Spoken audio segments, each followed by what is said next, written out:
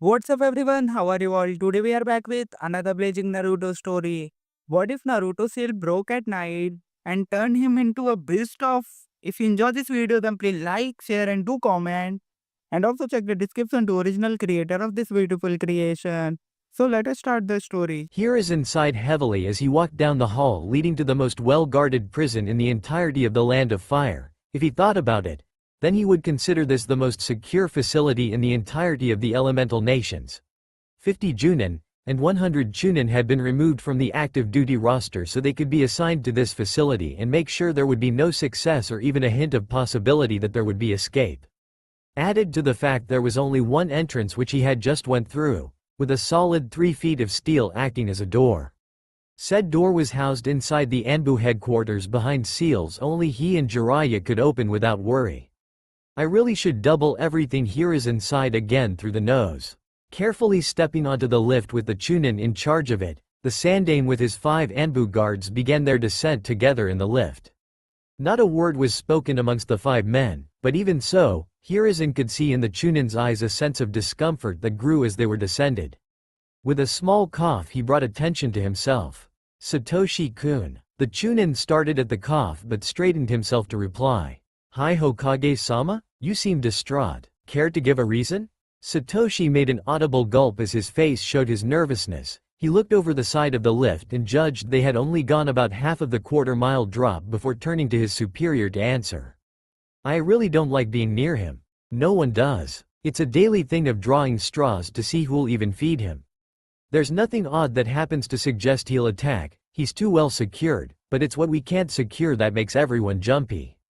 That got a raised eyebrow. What could possibly unnerve everyone? Last I checked we had even gone so far as to cover and bind everything save for his ears and mouth. Satoshi nodded. That's the thing sir, it's his mouth, or rather his smile. Smile? You'll see for yourself soon enough Hokage-sama. We're here. Indeed the lift soon came to a stop ledge of a rocky cliff. With the 8th sigh since he decided to come here Hiruzen stepped off the lift with his guards. Together they traveled along the cliff's edge until they reached the bridge. I will go alone from here on, no arguments, he at least has some respect for me still despite my failures. You being there will only serve to agitate him. The Anbu shuffled, clearly not liking this decision. The Neko-masked Anbu nodded slowly to show they understood. Nodding back Hiruzen eager to walk across the bridge, idly noting that the wood boards were rather squeaky. Probably to let him know someone's coming, wouldn't want him to get jumpy. As his eyes adjusted to the gloom he finally saw his destination, a small spire of rock that rests in the middle of a deep pit with walls hidden in the gloom to truly give the sense that the entire world was made of about 40 square feet of rock in the rough shape of a circle, and a bridge. A twinge of regret, sadness, and a small bit of fear crossed Hiruzen's face when he saw the one and only prisoner here, who had been here for almost 7 years now. Hello Naruto-kun. A single ear twitched to show he'd been heard. That you Gigi? Been a while. Paperwork still trying to bury you? A wry smile graced Hiruzen's face at that. At least the boy, no, young Mon's sense of humor had not suffered too much. It allowed him to see there was still some sanity in his unwanted prisoner. Not since you told me the way your father was able to do it without going insane. It's allowed me some freedoms. I've even been able to get myself into the best fighting shape I could despite my age. Naruto slowly lifted his head to face Hiruzen, his bangs covering the blindfold covered in dozens of seals that were meant to blind all senses but hearing and taste. But Hiruzen cared little for that, as he saw what Satoshi meant now. That smile would haunt his dreams for a few months. The only thing seemingly wrong was that the canines were a bit large, making them look like fangs. But Hiruzen physically flinched at seeing that smile. The pure madness, the hatred, the pure bloodlust that smile showed would make anyone shiver. The people here are getting a raise, and maybe a vacation. Allowing himself to pull away from that horrible smile he took in the rest of the now 15-year-old old boy in front of him. 2 months prior to imprisonment, the seal holding Kyuubi within Naruto had been damaged by a foolish Junin who had some minor sealing knowledge and decided to join in the month L. Fox hunt, centering around the poor boy. The seal had been altered to allow more of the Kyuubi's vile chakra through and causing damage to the boy, mind and body. His mind had been badly damaged by the backlash, and to the best of Jiraiya, Inoichi, and his own knowledge after seeing the results, They could only guess that the demon had foreseen death coming from the damage and had forced a merging with his host, ensuring they both lived in some way. The immediate thing that had caught everyone's attention were the 2 fox ears on Naruto's hair, which had turned blood red, along with the 9 equally red tails firmly attached to his tailbone. Upon inspection by the Hyuga clan head, they found out the ears were strangely real with blood flowing through them like they had been there since birth. The tails though had instead been pure chakra. Again, the best guess they had for it was that the tails were made from excess chakra taking a normal form. It had not helped his popularity at all with the village in large, with shinobi all being wary and never taking their eye off him when he happened to be near, and the civilians calling for his death, saying that they needed to be rid of him before the fox could fully retake Ho's form again. Hiruzen had to take Naruto aside once he'd awoken to explain everything in great detail, from the ceiling to just who had done it. The boy had a minor meltdown at learning his own father had damned him to a veritable hell, but had calmed himself after a minor rampage in Training Ground 44. The animals had apparently dubbed him as King of all beasts soon after, to their amusement. Stranger though, the Hyuga heiress had not shied away from Naruto at all. Instead, she had become a confidant even closer than Hiruzen had been to the boy. When asked privately why he had been surprised at the answer. Flashback. Hinata's explanation. I owe him my life, Hokage-sama. Hiruzen could only blink at the short answer. Taking a puff from his pipe, he tried for a longer answer. Please explain, Hinata-chan. I was not made aware that Naruto had done such a service to you. Hinata nodded, pausing to collect her thoughts. During the night of my kidnapping, the Cloud Ninja had stopped to rest after a few minutes of exiting the walls. I had come to at the moment and unknowingly activated my Byakugan from the stress. I could see out of the bag holding me the ninja looking around as if he'd heard something. I began to focus and saw Naruto creeping up on him. I was surprised and to my shame let a squeak out trying to warn him away. This only served to draw the Cloud Nin's attention to him, and it was a vicious beating. The Cloud Nin had a temper and was ticked he'd been worked up over a child. The time spent doing this had given my father the time to catch up and deal with the kidnapper. Father then carried us back, delivering Naruto-kun to the hospital and taking me to a Hyuga doctor he trusted. Hiruzen frowned. Why wasn't I made aware of Naruto's involvement? Hinata sighed. I had been curious myself. Father replied saying, the poor boy has enough attention as it is. If he gets involved, we'd have to hear more rabid mutterings from the fools than we already do. I can see why now. Flashback end. The time Hinata and Naruto had spent together had been encouraged by her father, as he'd talked with Naruto and found him safe enough despite his appearance. With Hiyoshi's acceptance, the two had quickly grown close enough that Hiruzen could almost hear wedding bells when he watched them through his crystal ball, smiling at the happiness Naruto had found in one person. The civilians had grown restless over 2 months though, and became little more than animals frothing at the mouth seeing the young couple together. Cries about her being tainted by the demon, rumors helped along by the Hyuga elders who never cared for Hinata and were displeased in her relationship, had brought together the civilians who'd stayed away from Naruto out of fear and allowed a minor bit of peace, into a mob twice as large as any before. Several ninja, all who were either executed or severely demoted after, had even joined, and cornered the young couple in the park. It was a massacre. The first sign that they had royally screwed up was when one foolish person had thrown a rock, intending to hit Naruto, but missed hitting Hinata in the back of her head, knocking her unconscious.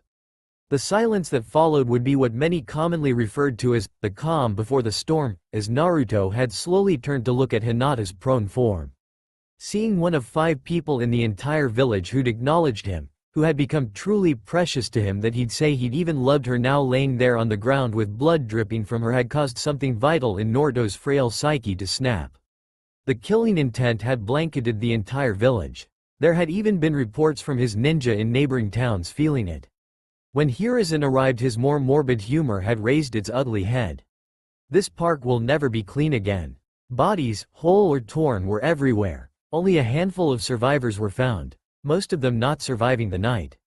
Hiruzen faintly registered people fleeing the scene, but his eyes were glued to 2 lone figures in the center of the Corinval of death, one laying, one kneeling over holding the one that was on the ground.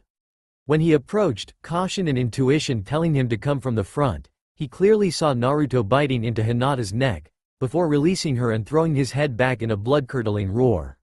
The bite mark shifted before the aged Kage's eyes into what he could only assume, later confirmed, as a mate mark. Naruto had immediately passed out after, allowing him to bring them both to the hospital before being called into a council meeting where all but Hiashi, who remained silent throughout the meeting, put to vote that Naruto was simply too dangerous and would therefore have to be locked and sealed away. The clan heads, who had always sided against the civilians on any affair that concerned Naruto as they knew better and saw him as a hero, had unfortunately no counter-arguments and reluctantly voted to imprison Naruto. Strangely though, Danzo had also been silent throughout the proceedings. When they first brought him here they had quickly found out about his strength, and quickly latched both arms to large rocks that hung over the edge of the platform they were on. Each chain drained chakra from Naruto's utterly insanely high reserves and traveled down to the rocks, where the weight seals would be supplied by the constant supply and slowly grow heavier over time, ensuring that the boy could never be able to lift either boulder even a bit. Though at the same time his strength would make Tsunade's look like a newborn's compared to a genin. His tails, all 9 had been fitted like his arms, chakra constantly being drained, leaving his reserves at bare minimum. Though saying bare minimum is like a slap to the face, seeing that even now it feels like his chakra is double mine. I should call Jiraiya back and have him add more draining seals. The final thing ensuring there was no escape for Naruto was the turtle shell-like contraption that encased his torso. Seals upon seals had been laid upon it to further drain his chakra away, as well as several acupuncture needles to stab into nerve clusters, hindering his movements further. Yes, the rocks and turtle shell thing is basically similar to T-Lungs from Kung Fu Panda. The prison scene is more or less how I pictured this place except for several alterations. There will be no feather to let him unlock it as there's not even a place for a key to be put. A cough returned Hiruzen to Naruto's face. We both know you're not here to socialize, Gigi, why are you really here? Hiruzen rubbed a hand down his face tiredly. The Chunin exams will be beginning shortly. Both ears flicked forward at this. Kurenai-san has nominated her team to enter. The smile shrank slightly. Didn't they graduate only a few months ago? It seems rather early for this kind of thing for a rookie team. I can assure you her team is one of the most talented teams to be entered. I have little doubt they could possibly make Chunin.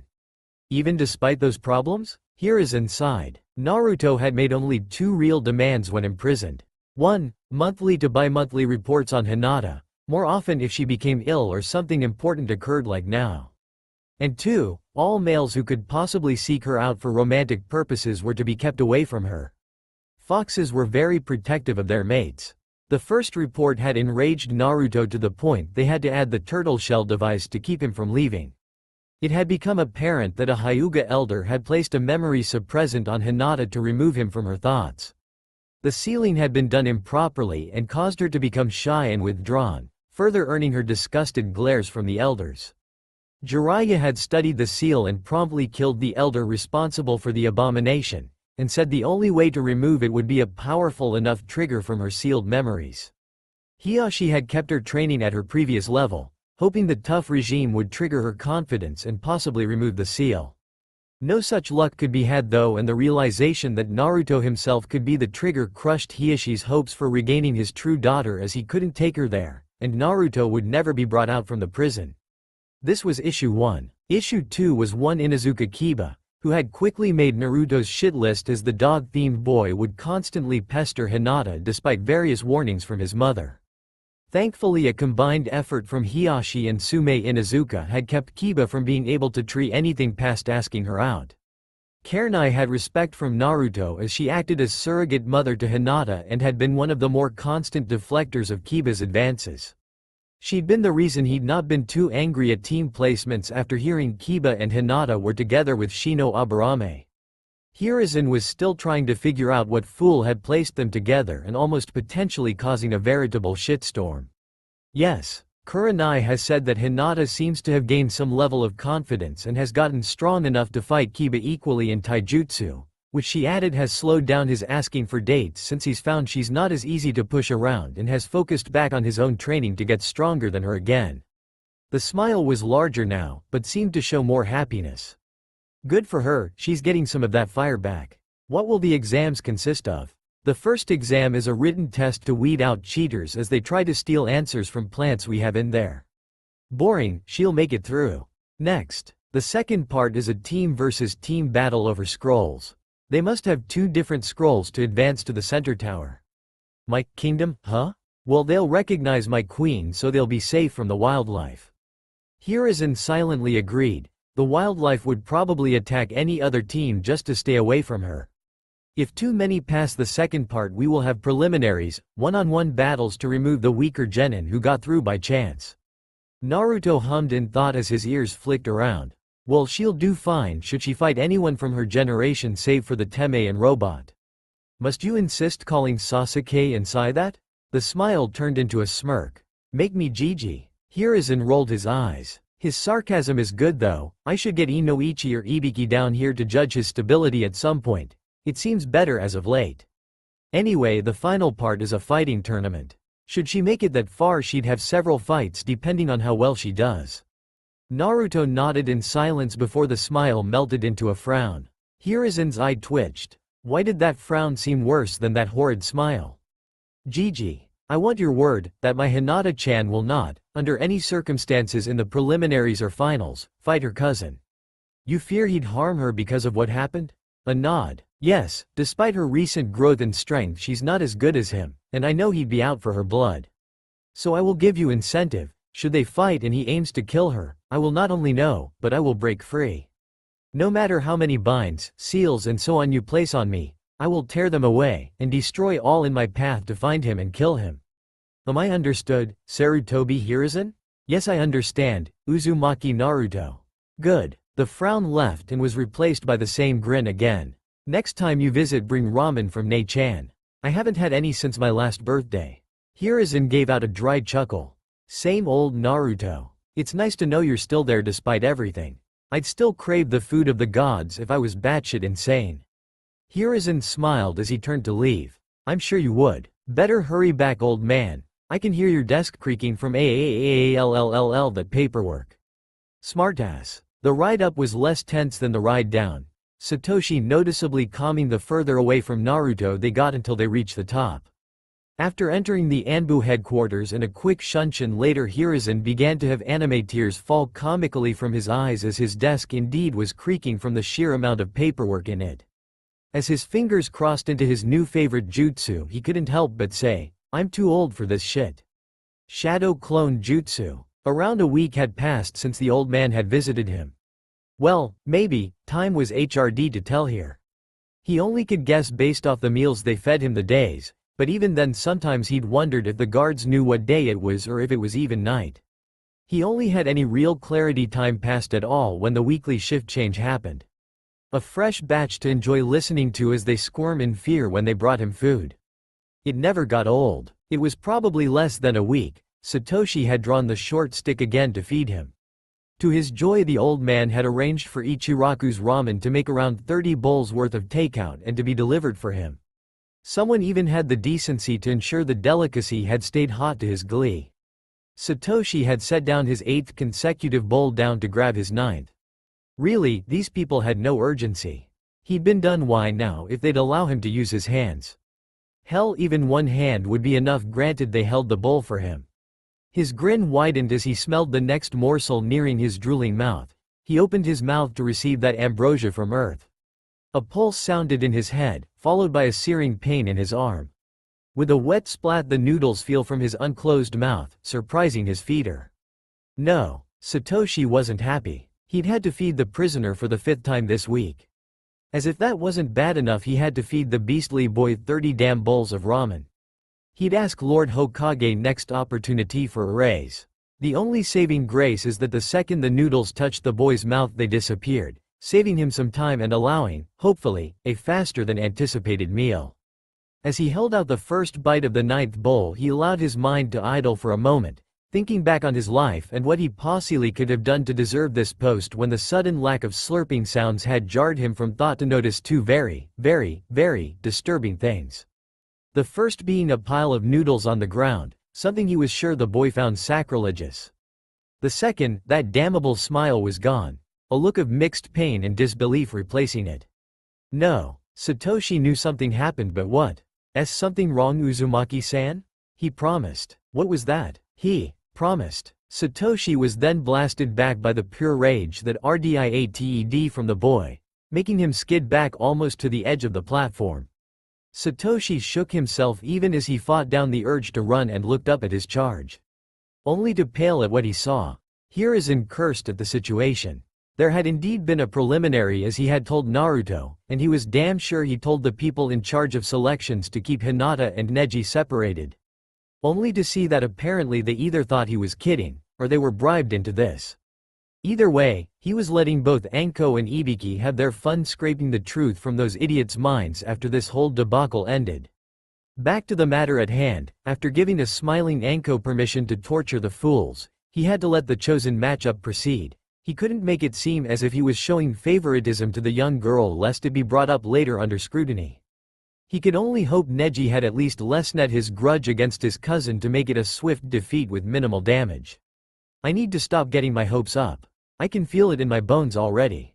The fan is on at full blast and someone has a mountain-sized pile of shit going right towards it. Hiruzen hid a grimace seeing the damage Hinata took to her shoulder. Having her tenketsu sealed stung her bad, yet she pressed on, making the pit in Hiruzen's stomach grow larger every strike, counter, feint, dodge, or duck given. A landed hit on the chest made Hiruzen give a visible wince. Still the girl would not go down. Yes, here he could see why Naruto liked her so much. The fire in her eyes showed an inner strength rivaled by few. Hiruzen could only imagine how strong she would really be had that fool not seal her memories and true self away. Hiruzen noticed Anko turning away as she began to talk in a hushed tone into her radio. After a moment she held the device out to him. "Hokage-sama, there's an emergency distress call for you," she gave out in a hurried whisper. Fearing the worst, Hiruzen placed the device into his ear before giving a crisp order. "Report." "Oh Kami-en." There was a noise like an impact before silence. "Hello? Report. Someone answer me." There was a shuffling noise before the last voice he wanted to hear came over the radio. "You failed to keep your promise, Gigi. I really hate when that happens, you know. I'm almost out, so you'd better keep everyone there, because I want them to see just what happens when someone dares lay their filthy hands on my mate." 10 minutes earlier, Satoshi paled seeing that behind the captive boy, one tail waved erratically behind him, free of all bindings. With a swift strike the tail broke another free, acting as a large hammer to break the shackle holding its brother down. Once freed, the now two tails separated and broke the next two shackles, repeating until the final tail was freed. Satoshi ran like a bat from hell, sounding the alarm that their worst fear had happened, their prisoner was escaping. Jumping into the lift he began the ride up, knowing the seals on the walls that prevented walking on the walls left this the only way up and down. Meanwhile Naruto was by no means idle. With all 9 tails free he had them reach to the dragon-headed needles that kept his body motionless, and the turtle shell contraption together before swiftly tugging them out, making him grunt feeling the flesh being torn. Damn, they had those things barbed. They really didn't want them removed. Once the last needle was gone his tails quickly tore the shell apart, letting him stand for the first time in years. The shadowed darkness suddenly lit up as dozens of lights shone down on him, the sudden brightness making him hiss in pain even though he was still blindfolded. His hearing picked up several people yelling orders and readying a volley of kunai with various poisons meant to slow him down for even just a second as his body purged the toxins. He grit his teeth as he slowly lifted himself up to stand tall, the sudden influx of chakra having quadrupled the weight of the boulders attached to his wrists. He cursed his luck at his body's strength, preventing the shackles from just ripping off his damn arms. A cry of fire came from all sides. There was no stopping it, nor stopping the sting as dozens of kunai now made him into a pincushion. Wait, what was that hissing noise? 2 explosions knocked him back towards the platform's edge, both his arms having been blown off by the exploding note-wrapped kunai. To the side a seasoned Junin was grabbing the man who threw the explosives by the throat, roaring into his face. "You idiot, you doomed us all," the Chunin rasped out through his closing windpipe. "But Captain. Surely losing his arms will cripple him?" "No," bellowed the Junin, "that boy is now a chakra beast. Meaning he can regenerate anything he loses with only a bit of chakra. He's not even going to stay dead if we cut off his head." He'd just reform in a few years. As if to prove his point, a pillar of crimson chakra exploded from the platform before sucking itself back into the now whole form of one Uzumaki Naruto. His newly reformed right hand pulled the blindfold away, showing the world his violet-colored, slit-pupilled eyes. He looked up at the ninja surrounding him on walkways surrounding the lonely platform he'd knelt on for years. Naruto's eyes narrowed at the thought. A king doesn't kneel. A king is kneeled to by those lesser than him. Closing his eyes in through, he took a deep breath before his eyes opened again, seeming to glow with barely restrained power. Kneel. Accompanying that single word was the most intense blast of killing intent, ki, that the seasoned Junin had ever felt. The pressure alone of how they were so simply outclassed, like a cage outclassed an ant in pure strength, brought them all down to their knees, their arms barely keeping them from kissing the ground with bowed heads. I always pictured ki to be like spiritual pressure from Bleach. The more chakra you have, the more potent it is, I'd wager. When Sasuke talks with the cages in Shippuden, everyone started getting tense when Tobirama got that intense look and flared his chakra, so I figured he was also letting out killing intent with it. And Orochimaru, who is a Sannin, could make lesser ninja see their own gruesome deaths with his ki, which either could be an advanced technique, or the results of focusing ki on specific people. Anywho, one Junin who'd been quite near the original Kyuubi and had been blasted with its killing intent was able to throw an explosive kunai at the bridge, removing his path as it fell uselessly into the darkness below.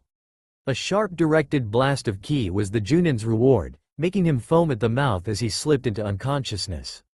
Naruto rolled his eyes. The fools had no idea what he could do. Too bad for them. With a single leap he cleared the distance between him and the path before running full speed to the shaft he had been brought down so many years before. Cracking his neck and knuckles, he crouched before leaping up, claws extend to the far wall.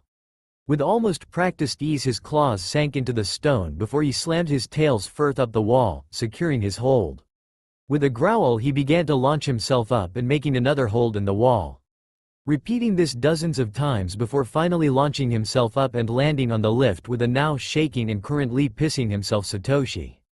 Naruto raised an eyebrow at him before simply turning to look up at the approaching ledge. Upstairs the Anbu were getting into battle stations. Commander Ryu was busy tuning the wireless headset to Enkos in the central tower in Training Ground 44. He knew she'd be the nearest to the Hokage at present and would be the best chance of giving out the warning to his commanding officer that their fears for 7 years had been realized. Finally hearing a reply, he spat out his demand for Mitarashi to hand the earpiece to the Hokage, horridly giving out the password as he was pretty sure he just heard a subordinate scream in pain. Finally he got to the Hokage, hearing the one word he needed. Report. His words died in his throat as he caught movement in his peripheral and turned to see a demonic grin much too close to his face. "Oh Kami-en." His scream died down with a swift punch that knocked him back into a wall. Naruto smirked down at the commander's out-cold body a moment before reaching down to pick up the earpiece and setting it on himself. Sighing in frustration, he answered the clearly panicking Hokage. "You failed to keep your promise, Gigi. I really hate when that happens, you know. I'm almost out, so you'd better keep everyone there, because I want them to see just what happens when someone dares lay their filthy hands on my mate." His voice became gradually more feral and demonic as his rage became crystal clear. Not bothering to hear the response, he tore the device from himself and began to sprint out the building to where his hurt mate was, his ki growing every minute it took to get there. Hiruzen grit his teeth as the connection died off, and nearly had a stroke when he turned to see Neji moving in to make a killing hit to the clearly defeated girl. Damning the repercussions, he roared out, "Restrain him now." Every Konoha ninja above Genin immediately surrounded Neji, not letting him so much as twitch. His face became a sneer when Hiruzen shun-signed in front of him. More special treatment for the main BRSLAP. Everyone's eyes bugged out at having seen the grandfatherly Sandaime Hokage backhand Neji from the ninja holding him, making him skid back from the group who hastily removed themselves from the glare the Hokage was leveling at the boy even as he motioned for medics to start healing Hinata. "You little fool, I am not giving anyone special treatment here. I ordered your restraint in order to have some chance that the most you receive as punishment is a few months' stay at a hospital." That severely confused everyone in the room. Sure, attacking his cousin would get punishment from the clan head, but surely they wouldn't hospitalize the boy? That's when they felt it, an invisible force that blanketed everyone in the room with a sudden sense of dread and despair. The Konoha adults shook as they remembered twice in their lifetimes having felt this pressure. Once during the Kyuubi attack, the second time 8 years later in what would be referred to as the incident. Kakashi shakily turned to his superior. Hokage-sama, please tell me that I'm hallucinating, that I'm drugged or even in a bad dream. A slowly shaking head along with the key's growth made Kakashi mutter a curse. The genin on both sides of the room were finding it harder and harder to stand, let alone breath, save for one who began to grasp his head as if suffering a migraine. Mother, why do you scream? Why are you afraid? His team hearing that blanched even as their knees gave out from the pressure. Sasuke who returned from the sealing of the curse marked just minutes ago and Sakura shook as they knew what this was, having felt it once at the age of 8, and twice more since becoming genin, once from Zabuza, the second from Orochimaru. The sheer anger behind it made all three give a silent prayer for whoever the cause of it was. Then as if someone had simply turned a faucet off, it stopped. Everyone let out a breath they didn't know they were holding, right before the doors leading into the room exploded in, a single leg visible showing the kick that had been used. Setting his leg down and striding into the room with all the dignity, grace, and authority a king would have, Naruto swept his gaze over the room, people's breath hitching as their eyes made contact for the briefest of moments. Settling his gaze down on the prone form of Hinata, his eyes narrowed dangerously before his gaze turned finally to Neji, who took a step back out of instinct, his entire body telling him to run and never look back. A feral growl rolled from Naruto as he began to walk achingly slow towards Neji, his ki pinning the Hyuga prodigy in place as he raised two claws fingers up and leveled them with Neji's eyes. The intent clear that Naruto wanted Neji helpless, unable to so much as protest as he watched his own eyes be destroyed slowly by claws sinking into them. It didn't help that Naruto began to sing as well, upping the creepiness level a few notches. I've got no strings. 40 feet. To hold me down. 30. To make me fret. 20. To make me frown. 15. I've got no strings. 10. So now I'm free. 8. There are. 6. No strings. 4. On me. No one could move. No one could speak. Even Hiruzen realized that there was nothing to stop this from happening. He only hoped Naruto would kill the boy quickly to cause less suffering. Neji would have closed his eyes if he hadn't been paralyzed, even if just to escape the sight of those claws inching ever closer. Was fate abandoning him just like that? It had obviously been with him in his match with his cousin, so why would fate abandon him now of all times? Naruto-kun, stop it now. An inch. A full inch was all that separated the claws from the Hyuga's prized eyes before that voice, quiet enough that only he could hear, spoke. Stopping his approach, he turned to face the person he'd pined for every day of his incarceration. Hinaheim. Within a blink he was gone from in front of Neji and now hovering over Hinata, the medics having been knocked away by his tails. He stared down with nothing but love in his eyes into the lavender orbs of his mate, his queen. He leaned down slowly, savoring moment he finally could see his beloved again before kissing her softly. The seal on Hinata had been faulty ever since it was placed. Jiraiya had said it would take a powerful mental trigger to fully break it, hypothesizing that merely seeing Naruto could break the abominable thing. This theory was off, however, as the sight of her love only fractured it. The action of him not only holding her, but calling her his Hinaheim, along with a kiss had completely shattered the seal, letting loose a rush of old memories and suppressed feelings long since dormant. Hinata pulled back from the kiss, giving him that confidence-filled smile he had dreamed of seeing again after so long. I missed you, Foxy-kun Tilda. He smirked at her playfulness. And are you my beautiful moon-eyed angel? They soon lost track of everything else as they began to kiss again in a passionate struggle for dominance. Hiruzen sighed, relieved that he wouldn't have to tell Hiashi that his nephew died in what would most likely have been a gruesome death. Now on to other matters. Nearing the couple who were still kissing, he gave a cough to gain their attention. He was rewarded with Naruto half opening his left eye to look at him, his message of, "What? Can't you see I'm busy here?" more than obvious. Naruto-kun, I know you really don't want to be separate from her right now, but she needs to be fully healed. The eye gave a twitch before closing. Naruto gave a sigh before breaking off the kiss. Fine, but I expect her to be fully up and walking in 2 weeks' time. I don't care if you have to drag back Tsunade to do it, but it had better be done, old man. Standing up, he settled Hinata in a comfortable position and watched the medics come back to start the process of healing her again. I do have to thank you, though I was distracted from my idea of gouging out Neji's eyes and ripping off his balls before forcing him to eat them, and guess which one it was. As he said this, Naruto gave that maddening grin again as he turned back to Neji, pinning him down with his gaze. Foxy-kun, no. Naruto frowned, turning back to face his mate. No? As I recall, he not only had the utter gall of touching you with his filthy hands, a crime I will punish all offenders for, but also dared to attempt killing you. Death is me being kind at this point. The gallery sitting above the soap opera had a multitude of thoughts at what they saw. The Konoha Junin were waiting for orders from their Hokage, as they knew with the open hostility being shown to Neji that they would most likely have to jump in. The Suna Junin understandably nervous about what this could mean for the coming invasion. The Sound Junin, Orochimaru in disguise, had his own thoughts. Interesting, I had heard several reports on the Kyuubi Brad disappearing from my people. If he decides to fight for Konoha, I will have a major threat to my invasion. I will have to contact Danzo and see if we can possibly restrain the boy, or maybe Danzo could use that delightful Sharingan's power he has and make the boy our new pet, Kukuku. Yes, that would be something, Kukuku. The genin all around had their own thoughts. The Suna genin were scared shitless. Ichibi had pretty much said that this boy scared it into submission. They would have to tell their father about this and maybe convince him to pull back the invasion plan. There was no way they'd be getting involved with the foxboy below them. The Konoha genin were a mix of confusion, jealousy, and of course the few that responded as they normally would. This is beyond troublesome. Need I say who? Isn't that Naruto? I haven't seen him since that eating competition when we were 7. Who do you think? Well, that explains why Hinata never seemed interested in other guys. Despite the foxtails and ears, he's even hotter than Sasuke. He's pretty handsome, cha. Not as much as Sasuke. Master Danzo must be informed of this at once.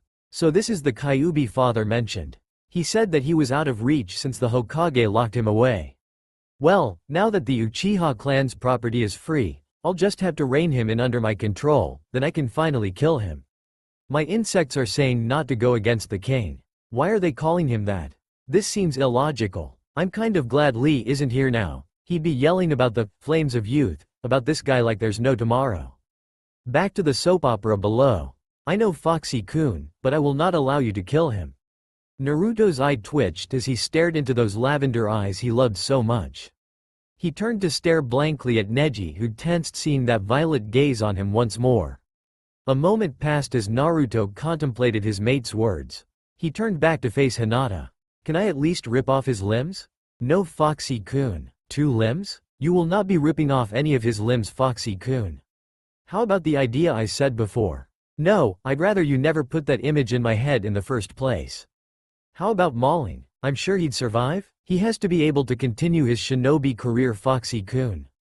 How about broken bones? He'd be able to continue when he healed. How many bones are you planning on breaking? A few. Dozen.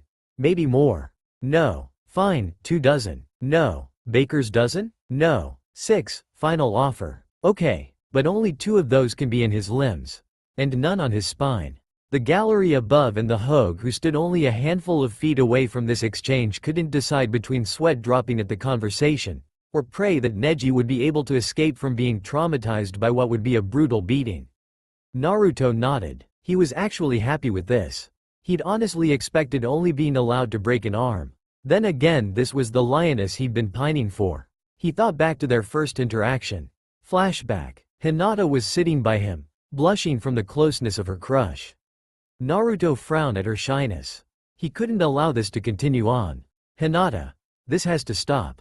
Hinata visibly froze. Her crush just said this had to stop. He didn't want to be near her anymore. Tears welled up as she stood up to leave. What she didn't expect, though, was for Naruto to grab her arm and pull her into his lap and wrap her in his tails, causing her to blush heavily despite her confusion. This is exactly what I mean. You are like a bunny. Cute, soft to the touch, and I just want to hold you close. But this world will eat you up if you stay like this. The ninja world has little patience for people that are easily discouraged and shy away from anything scary. I don't need a bunny to cover my back, Hinata. You don't see a puppy being part of a pride of lions. What I want, no. What I need, is a lioness. I want a lioness that will put her back to mine and that I can trust to protect my blind spot just like I would for her. As he spoke, Hinata's eyes were wide with understanding. Relief flooded through her as she closed her eyes to take a deep calming breath. Turning to look in his eyes, he smiled to see a burning flame deep within her beginning to grow. A lioness? Thinking yourself a lion because the animals have made you their king? Foxy-kun, you seem to be aiming rather low. Well, this was a nice change from before, though rather quick. Naruto arched an eyebrow up at her nickname for him and her new demeanor before replying. Oh? How am I aiming low, Hinaheim? Hinata gave him a smirk much like his own fox-like smirk. You want a simple lioness? I'll become a dragoness just to make sure you don't get too big a head, Foxy-kun. With that said, she surprised him further by placing a kiss on his lips before promptly fainting. Naruto blinked before looking down at the limp body leaning on his chest being held up by his tails. After a moment he chuckled. I had thought it was rather quick of a change. You used all your courage, didn't you, little bunny? Hey, no, I can't call you that, can I? Fine, you are the hatchling. I look forward to seeing the hatchling becoming the dragoness.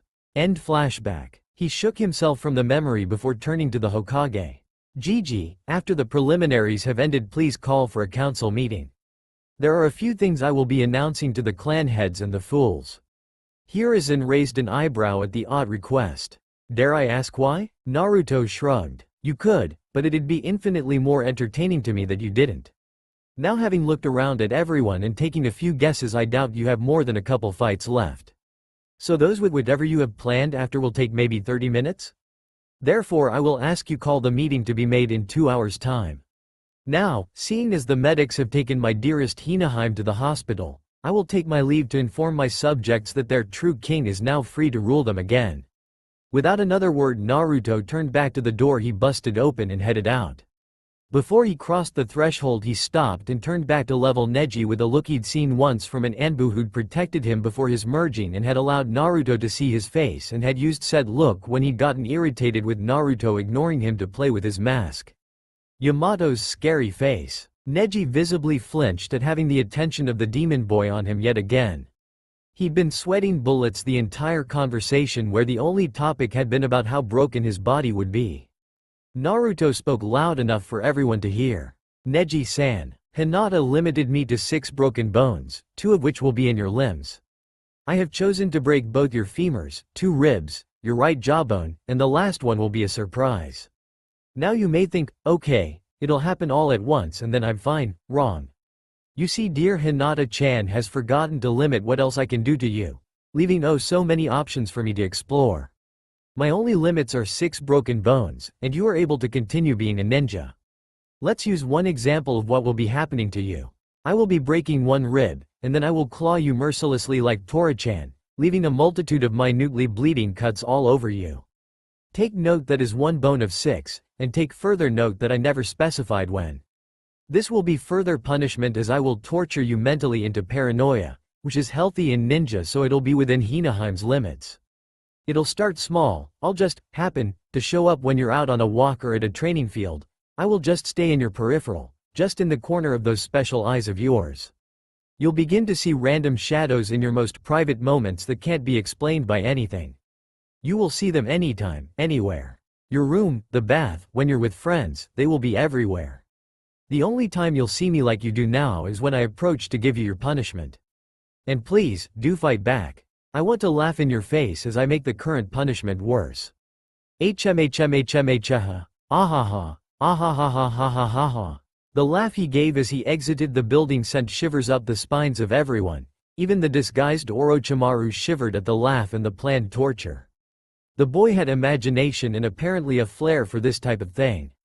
Hiruzen sighed. Whatever Naruto wanted with the council in 2 hours, it was sure to be entertaining or traumatizing. Yeah, probably traumatizing. Turning to the now pale and shaking Neji, he gave him a look of pity before returning to his observation balcony. 2 hours later, Hiruzen sighed as he sat at his seat at the head of the council room.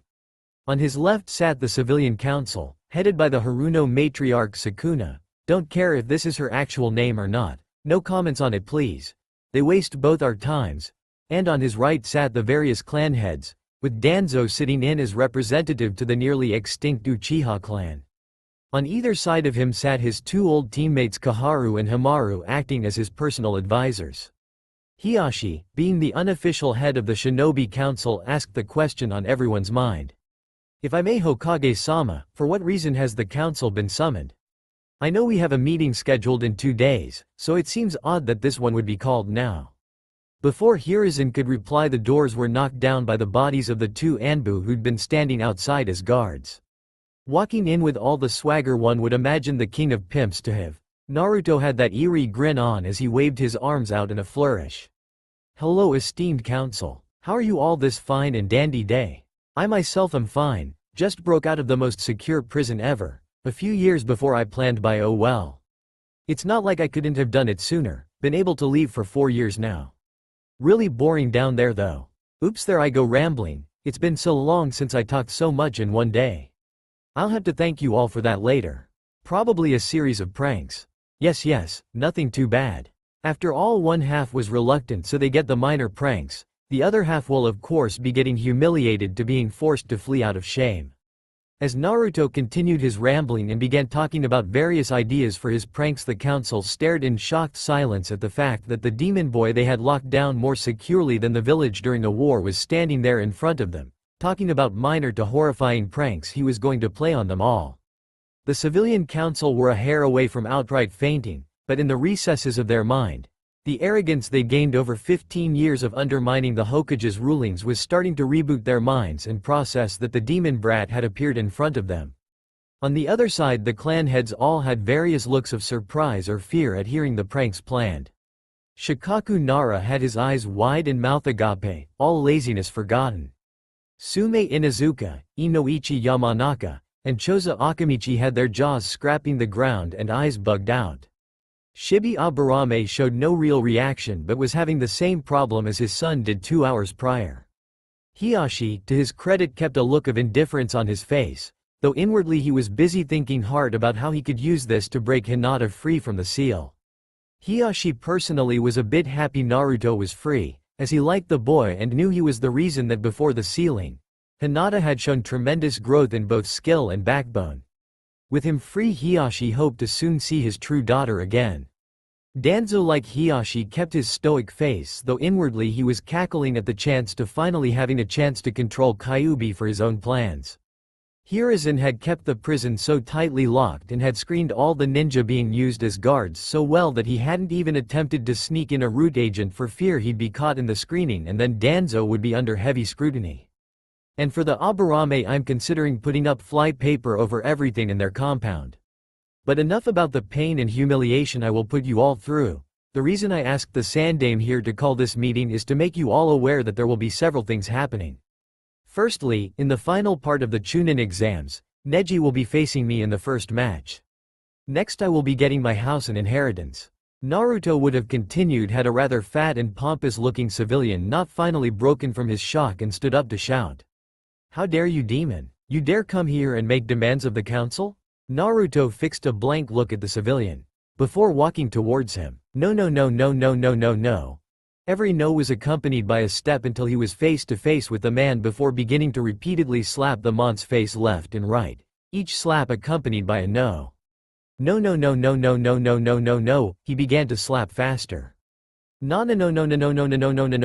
He grabbed the poor civilian by his shoulders before giving him a vicious headbutt, sending the man to be embedded into the wall behind him.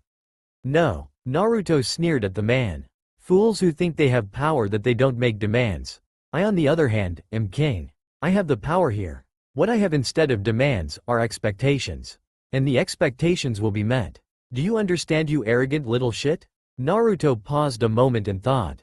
No, wait, sorry. I can't call you shit because that would be insulting to what comes out my ass. I will amend my words.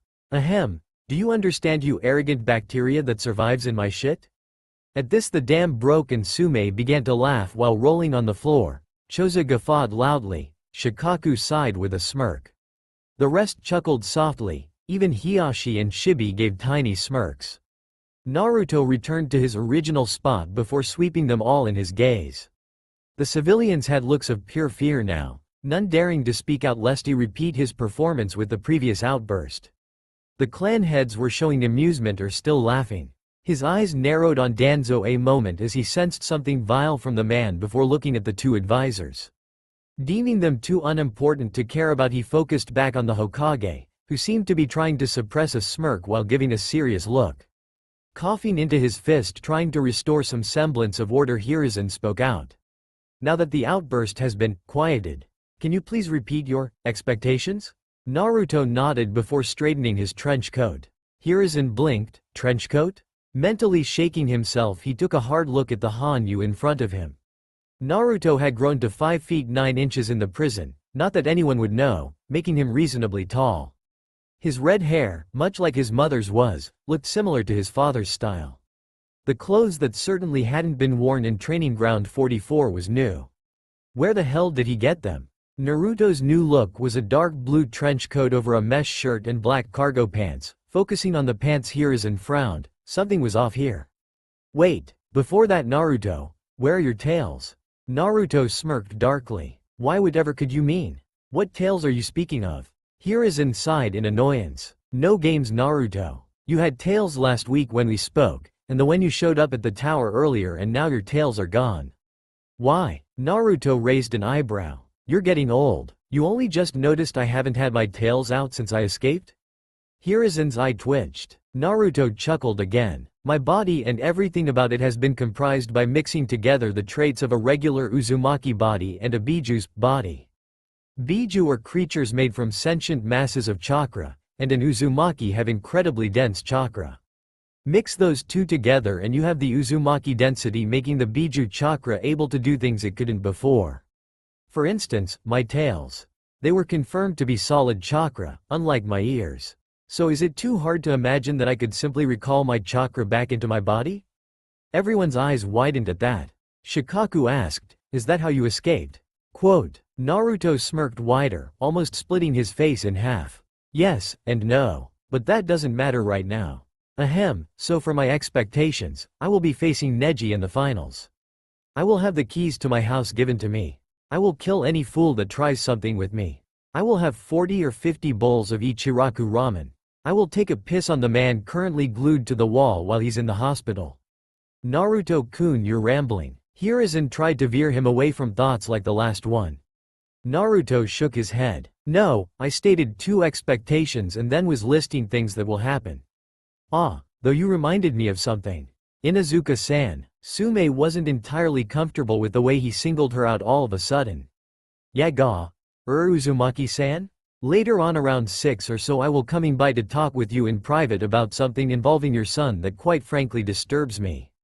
We will be speaking, of course, about whether I either beat him senseless or just outright kill him for doing something I find unforgivable. Sume nodded with a gulp.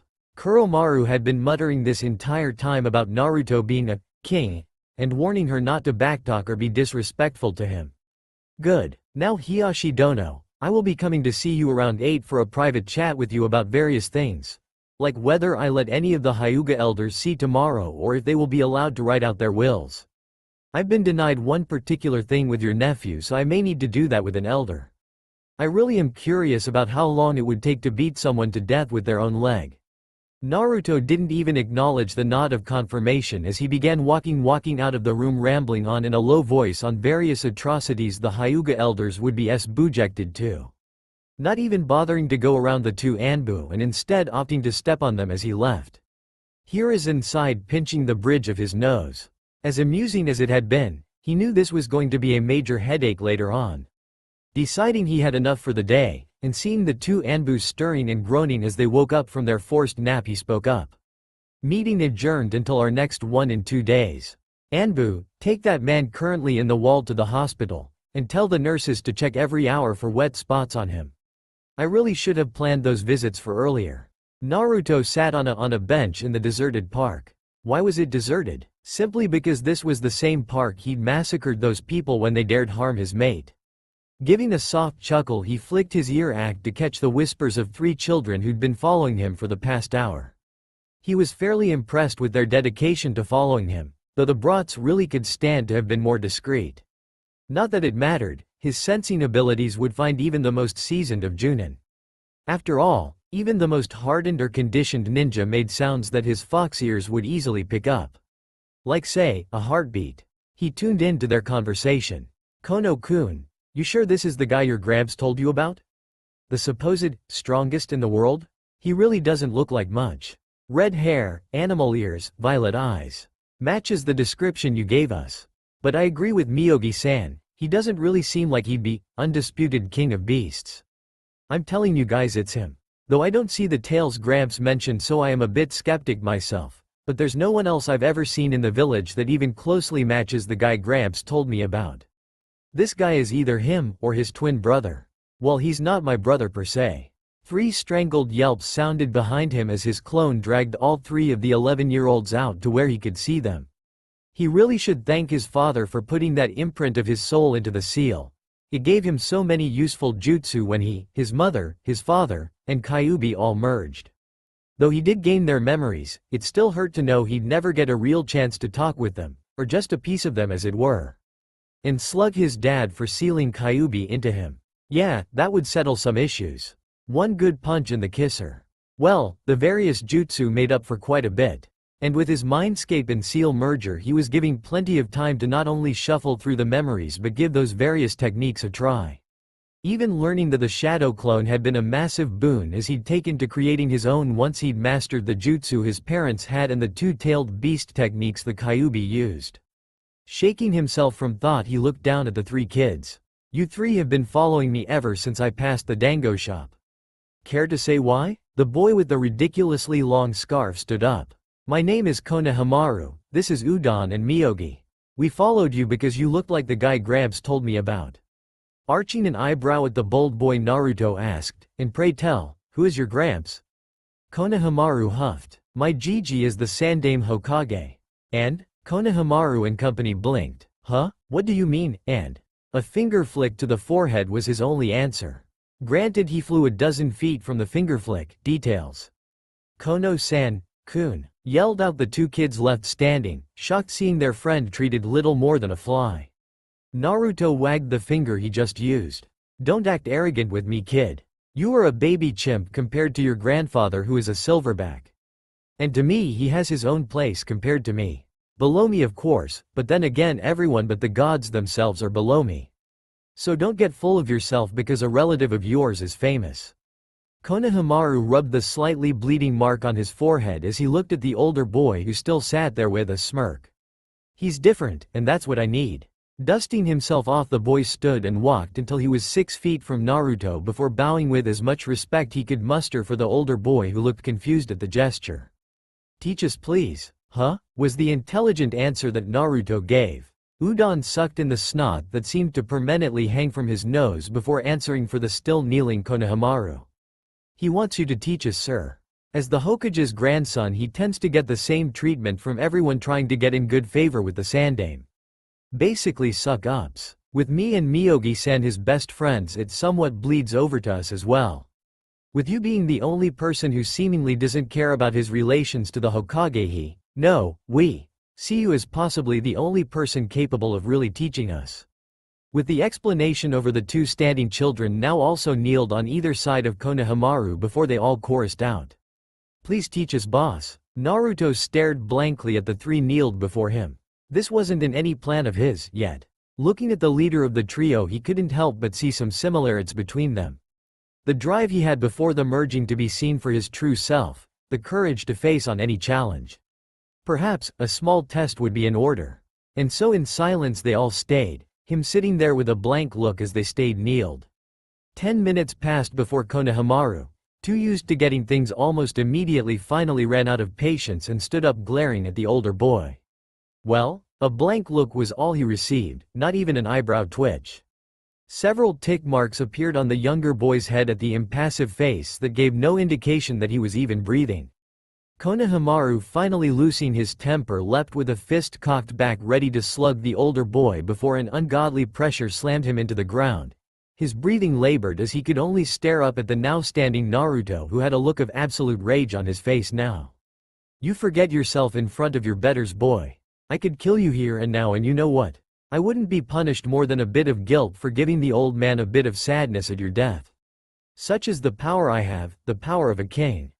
You and your friends would wish to be my disciples, yet you can't stand even a fraction of my true power. You want me to teach you worms something? Then stand up on your own 2 feet and say it. Naruto lessened the killing intent he was emitting just enough that they could stand. Now to see if they dared to stand up to him after seeing just a fraction of his strength. And he wasn't disappointed. Holding his smirk back, he watched the 3 begin to shakily stand, fire blazing in their eyes as they wobbled on their legs. It took a minute, but when they straightened up fully they forced themselves to breath deep before shouting, "Teach us, boss." He slowly raised the pressure on the 3 until they were having to hold each other just to stay upright. He stared at them darkly, inwardly laughing at seeing their scared and sweaty faces. He turned away and let the pressure dissipate. "Fine, be here tomorrow at 7 in the morning." The trio faceplanted at the casual order. With a chuckle he turned his head to look back once more, calling out, "Oh, and be sure to eat well. I'm going to make you 3 either pass out, or have to crawl home when I finish your training." With that he disappeared, showing he was simply a shadow clone. Konohamaru sighed. Somehow I get the feeling we're either going to be legends or in an asylum when all this is over. In the Hokage office, Hiruzen, who had been watching the interactions between the 2, sighed in relief. Happy and worried in almost equal measure, he couldn't help but agree with his biological grandson's statement. His surrogate grandson would probably either make them strong, or break them horribly. I'm getting too old for this shit. 5:59, Inuzuka compound. The gate guards had been warned ahead of time to let him through when he arrived, so entering the compound was not made into an issue, thankfully. He was politely directed to the clan head's house where Sume stood waiting for him. "Uzumaki-san, welcome." "Thank you, Inuzuka-san, your home is quite comely." Given the seriousness of the matter, he decided to use a more serious personality for the time being. Best to reserve his insanity to be unleashed on the Hyuga elders in a couple hours. Sume led him inside to a private study where she offered him tea, which he declined. Once settled, she started the discussion off. "At the council meeting you said that my son had done something that offended you? Could you please elaborate?" Naruto nodded. "Yes. Now it wasn't well known, but when I was incarcerated, something I will be pranking all the clans for, by the way, good luck with that. Anyway, part of the deal I made with the Hokage was that I'd be given regular updates on several things. For about 3 years now those reports included your son on occasion doing something that I find rather unsavory. He apparently got it into his head that Hinata was available for courtship and as such has actively pursued her hand. I know for a fact you are aware I have marked her as my mate, so why did you allow this? I know you are aware of his actions." Sume sighed. "Yes, and I had pulled him aside when word reached me and told him she was already betrothed to someone but didn't say who. He didn't take it well and said he'd just challenge the suitor for the right and said he'd prove he was the alpha." That got a bark of laughter. "Oh yes, hey, show the apex you're an alpha." Foolishness at its best, or rather ignorance. Sume nodded. It would do her no good to argue with the boy. Kuromaru upon returning to the compound had spread the word to all the hounds there, and as they had acknowledged Naruto as their king. Fighting the boy would only cripple her clan. With a snort Naruto stood. "As thanks for attempting to sway him away from his idiocy, I will give him 2 chances. When he hears of this he will most likely try to challenge him. I will not kill him, but I will beat him until he's out call and then leave him on your doorstep. You will do what you can to convince him to stay away. But should he not listen and try to fight me again, or worse, try to force himself on my mate, I will kill him without remorse." Without even allowing her a word in edgewise, Naruto left, not even caring that the sudden departure gave him more time to waste, and of course be bored. And a bored Naruto was good for no one. And who would this directly affect? Hyuga compound, 5 minutes later. The 2 Hyuga guards were more tense than they had ever been. The only reason they weren't in an absolute panic was that Hiyashi had given them plenty of warning that Naruto was not only free but would be visiting later on. Had the boys simply approached and entered they would have been okay. But no, Naruto had instead chosen to simply stand a good 20 feet away and just unblinkingly stare at the 2 gate guards. Glancing at each other, the guards quickly did a game of Jankenpo. The right guard lost with a sigh. He turned back to Naruto and hailed, "Uzumaki-san, you have been given permission already to come in when you arrive." Wouldn't you prefer to come in instead of standing there? No answer. To further emphasize that Naruto was seemingly ignoring them, a bird came and landed in the bright red hair. The guards gave each other a look again before another game of Jankenpo was played. This time the left guard lost and entered the gate. After 10 minutes the guard returned with Hiyashi, who had a raised eyebrow upon seeing the young Biju boy hybrid seemingly frozen on the spot, and that several birds had taken to treating him as a statue. Sighing, Hiyashi knew what this was.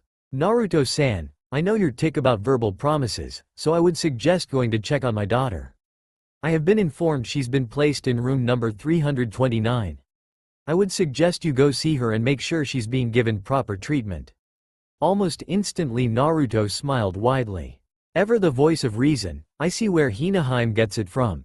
In a burst of speed that made the comfortable birds chirp out in surprise at the sudden loss of their roosting spot, Naruto disappeared. Hiyashi sighed and turned to the now very confused guards.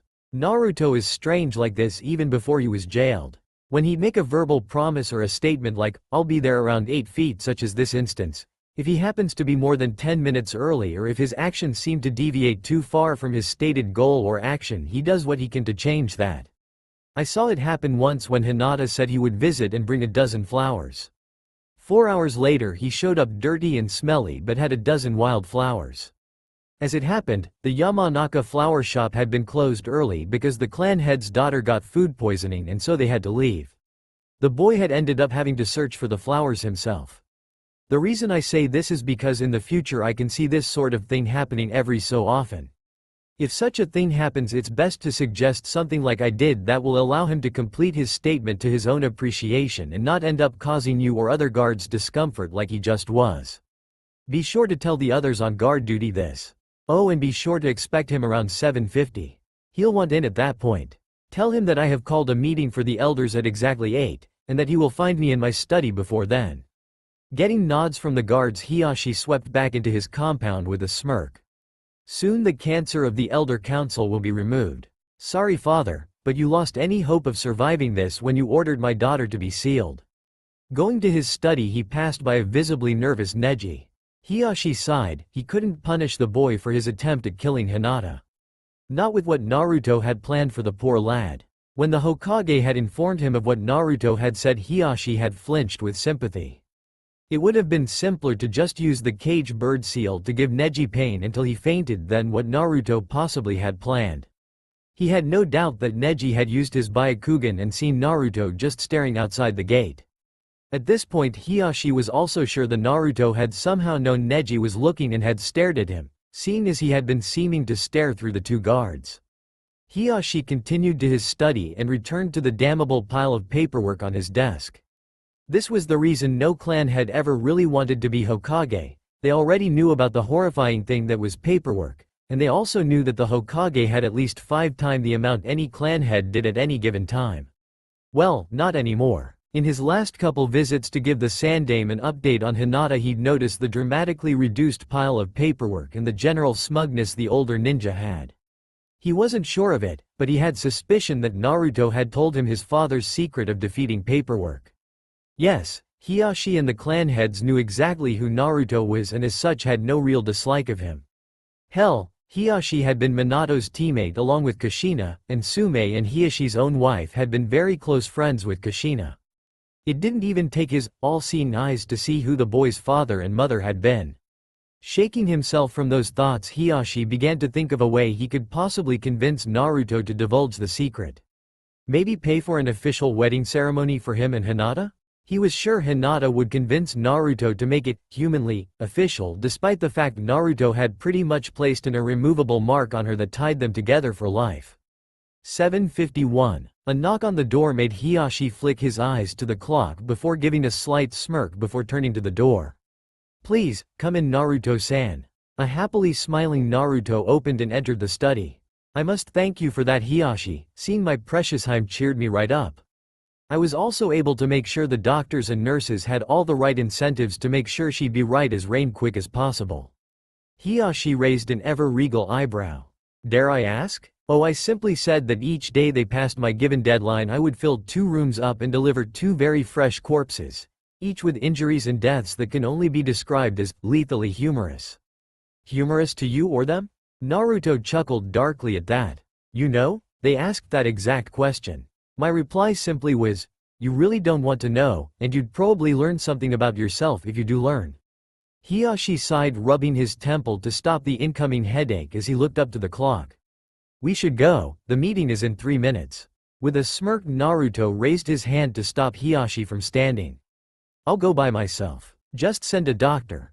Oh, in about 30 minutes. I'll be sure to soundproof the room.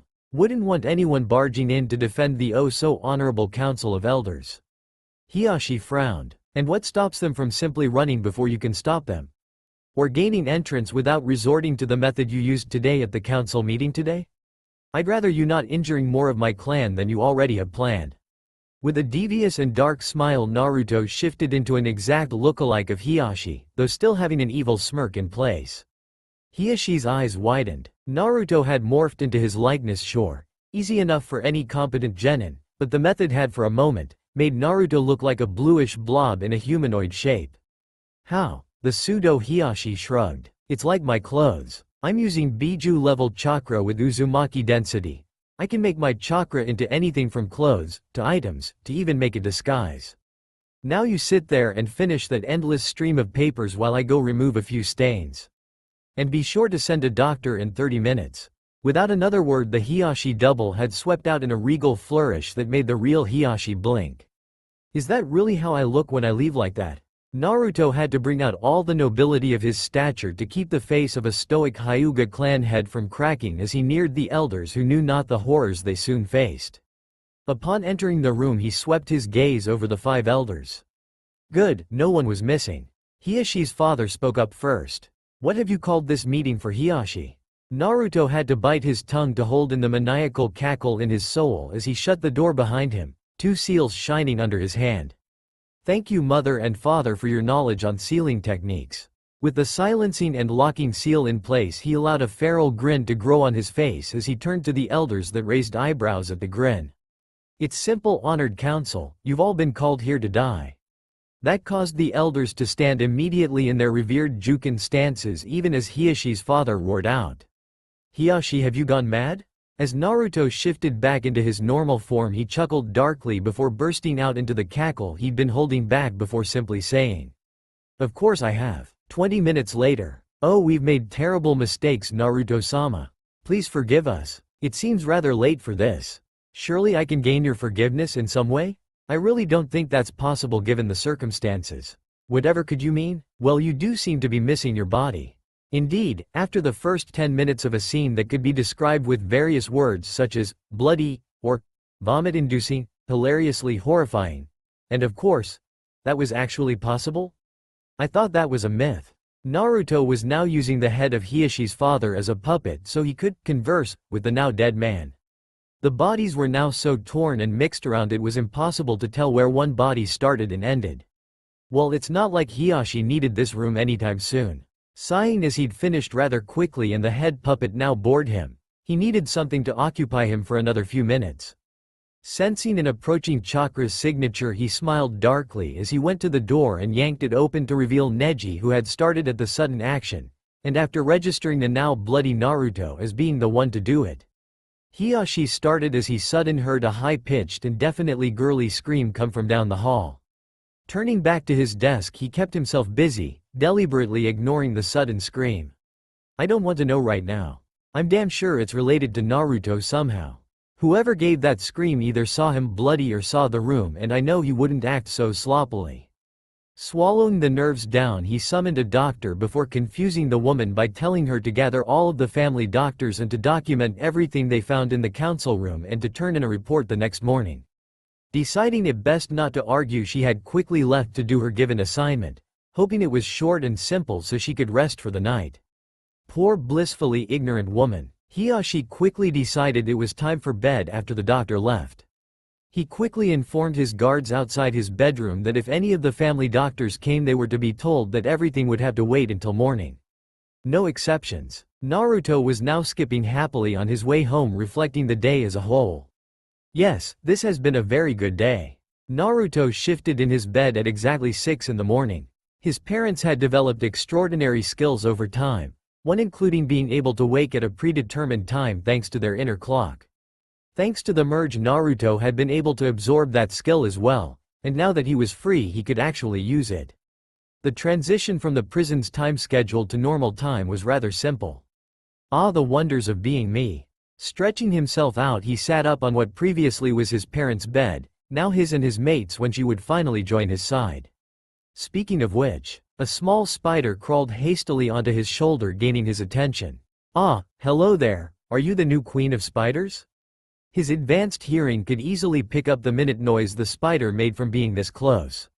Oh? Arachne the 11,784th? Yes, that would fit well for any spider queen.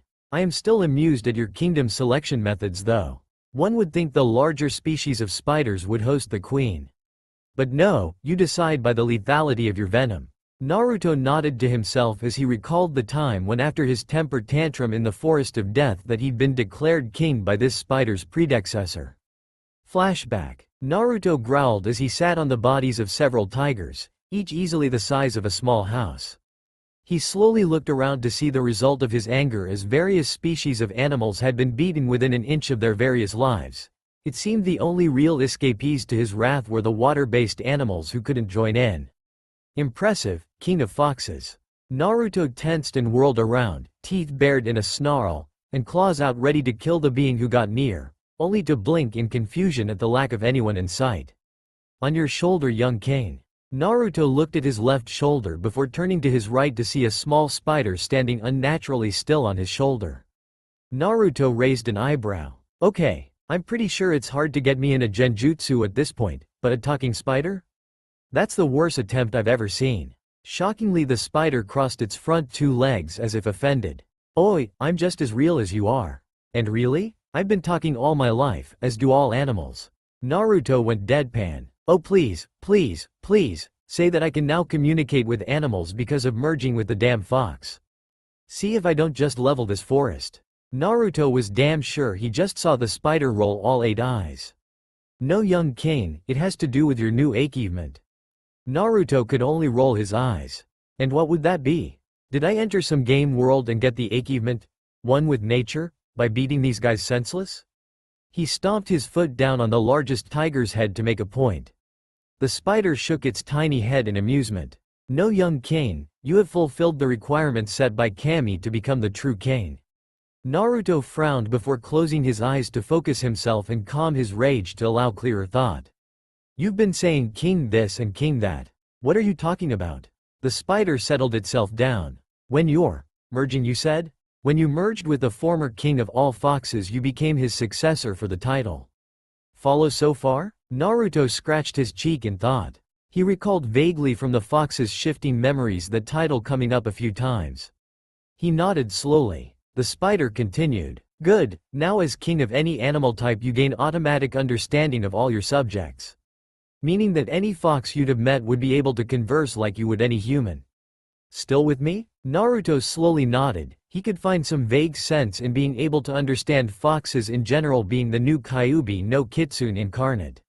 Sure, but why can I understand you? The spider paused as if gathering itself.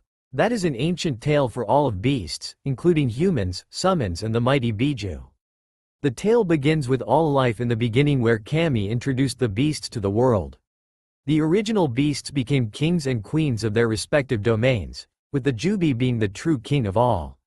To put it simply, the hierarchy is Kami and the various gods, none are above them. Then below them is the true king. The true king answers only to the gods and obeys only the gods should they decide to get involved. Then below the true king is the kings of various factions, such as the king of cats, the king of canines and so on. Now everything was fine with this until the true king, the Jubi no Ukami, who served as both king of canines and the true king, became enraged when the Shinju was defiled by someone. In his rage he brought untold carnage to the world. No one would dare stand against the true king until the king of humans at the time, your sage of 6 paths, fought and somehow defeated the Jubi, splitting him into the 9 Biju. Each Biju then became kings and queens of their domain, such as Nibi being the queen of all felines. Naruto was stunned. The fox's memories showed the fox being quite fond of the sage, thinking the human as his father. That's amazing. But why don't the humans have any kings? Human memory is short. After about 7 or 8 human generations, they had begun fighting for the right to be king, and after a while they just simply forgot amidst all the constant fighting. Anyway, back to the defeat of Jubi. Now by doing this the sage then became the true king. Unfortunately, unlike the Jubi, he was mortal. Near his death Kami descended and laid down a set of instructions to be passed along for all species. In Kami's words, the world upon the true king's death will destabilize. One day a candidate will come to claim his rightful place as true king. The signs will be fourfold. The first, they must not seek it out. The second, they must be a king or queen.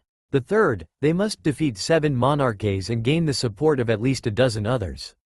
And finally the fourth, they must be immortal.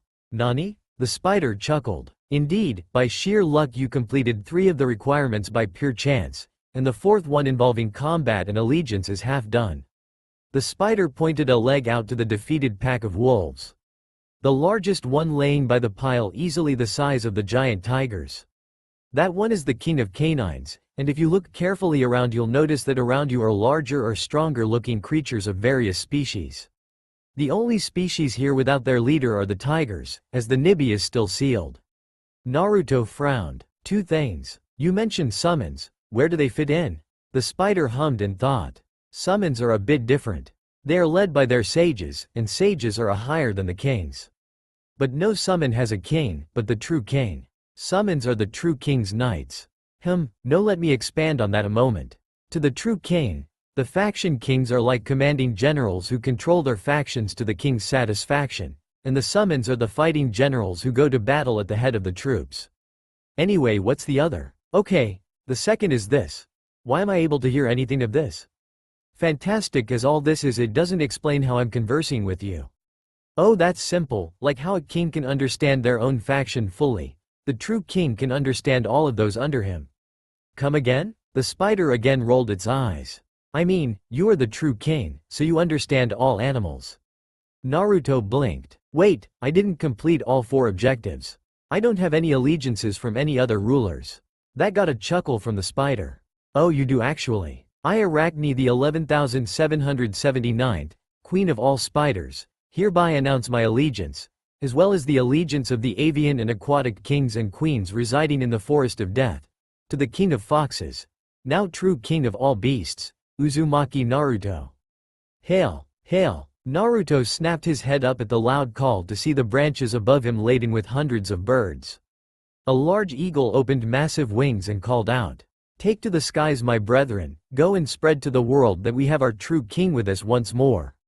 At this the various birds had taken off in random directions, all shouting out the news of their new lord. Naruto gaped at all this, momentarily stuck dumb at the suddenness of it all. A sudden thought jarred him from the craziness. Wait, I thought only the kings and true king could understand their subjects. How will the other animals understand the birds? The large eagle flapped down and softly landed before him.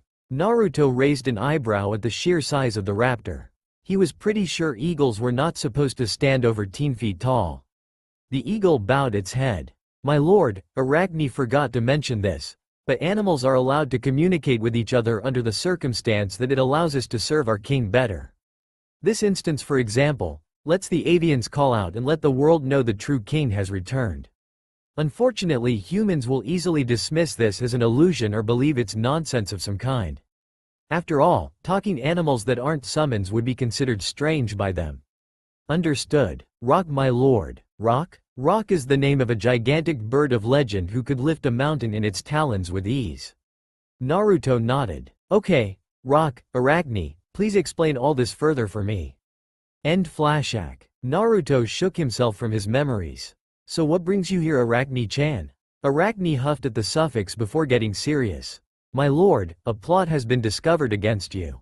That old human you sensed darkness from was tagged with a flea as you ordered and has issued a mission to one of his minions to place a seal on your mate in order to gain compliance from you. We can only assume the seal is meant to give her pain or kill her at his whim. Arachne winced as the killing intent began to seep out of her king. He ground out through grinding teeth. When? Arachne gulped to calm herself. Tonight, my lord, around midnight. It's a new moon, so it'll be quite dark.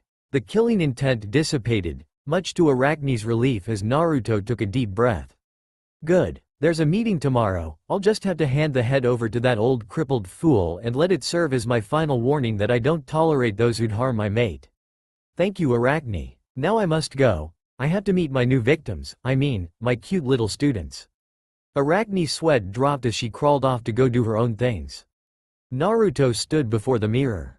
Being made of incredibly dense chakra, there wasn't need to bathe save to relax like in a hot spring, as he didn't sweat and all dirt or grime simply fell off with a thought. The only thing left to him now would be deciding what his attire would be for the day. Closing his eyes in concentration, he envisioned his chakra forming into the desired object before pushing it out. Opening his eyes, he nodded as he now was wearing a black and red version of his Godfather outfit. It would do for training those three for the day. I forgot to tell them to buy those items before meeting with me. Meh, it can be a warm-up. The shop is a decent jog from and to the park. Nodding to himself, he left his parents' old home, making sure to set the locking seal before leaving. The streets were unusually quiet. Glancing around, he noticed the fear-filled eyes of the civilians as they watched him as if expecting him to sudden start gutting them. Not what I expected. Fear, sure. I did just get out of a supposedly inescapable prison. Oh wait, that's right, I was skipping home covered in blood. Yeah, that would be why.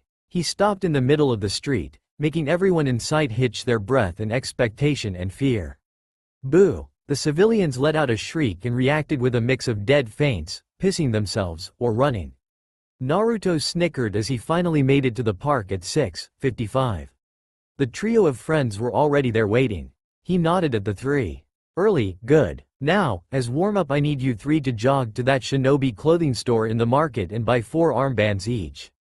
I forgot to tell you to get them yesterday, but this will work as a warm-up for now. Now shoo. He waved his hand dismissively, making the three trot off as he took a seat on the bench. It'd take at least a good half-hour at their speed before they could get back. Before he could get comfortable, however, he sensed a foul odor of arrogance and stupidity. Come on out, little Uchiha, I know you're there. And like an arrogant little peacock, Sasuke strode out in front of Naruto, Sharingan eyes ablaze. It's nice to see the Uchiha's faithful pet out of the kennel. Now you're free, and it's time to return to your master's side.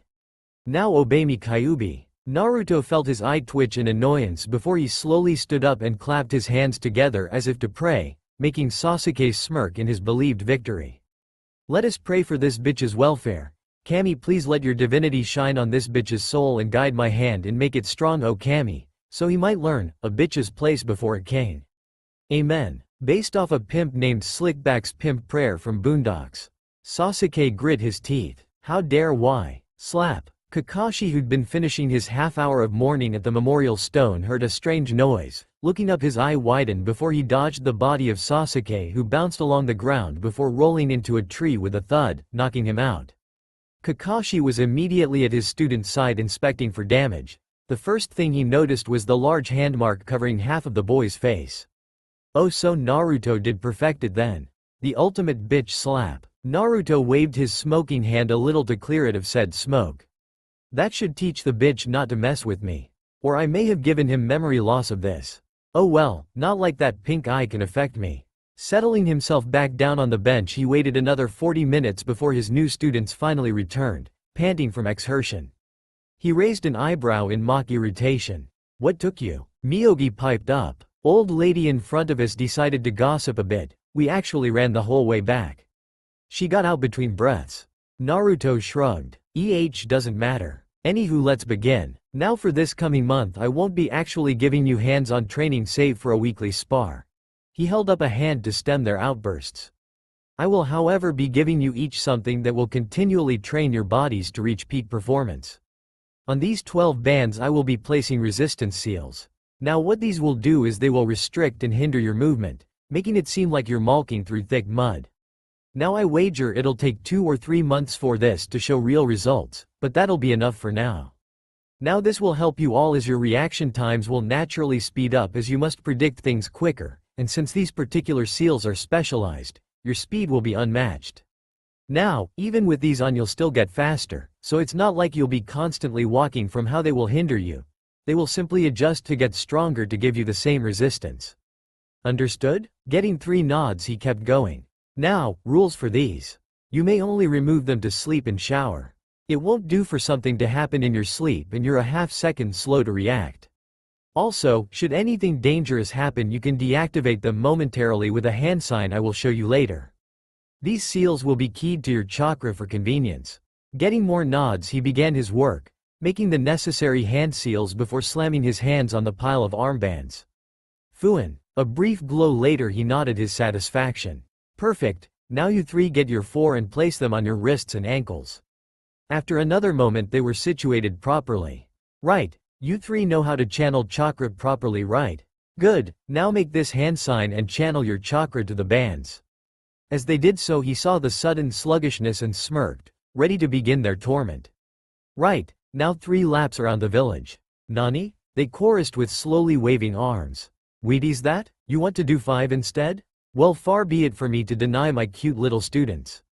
Now I'll be gone when you finish, so here's your schedule each day.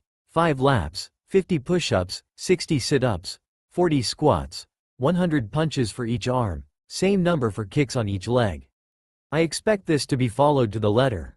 And trust me in this, I will know if you slack off.